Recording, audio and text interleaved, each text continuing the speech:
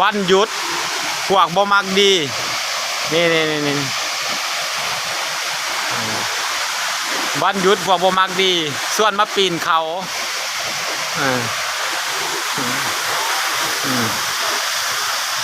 เอาค่อยๆไปเด้อข้าจะเขียนภาพแล้วกูจะไปยังไงเอ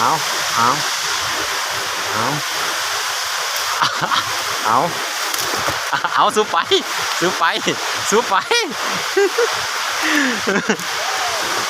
ถ่ายน้ำกับพ่อท่านหาช่วยให้กูถ่ายวิดีโอไปจะได้ไปวังโอ้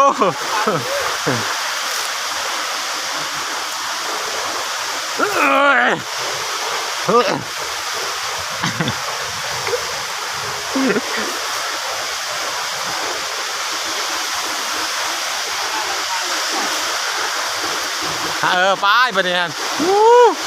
ตามสิขึ้นมาได้เนาะป้านสิขึ้นสวรรค์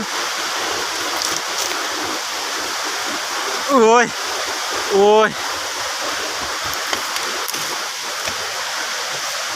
ต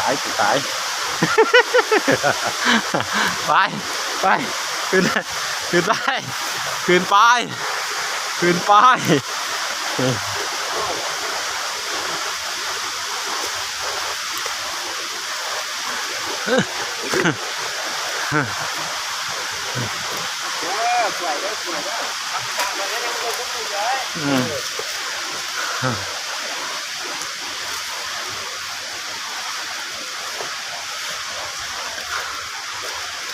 ภูเขาใหญ่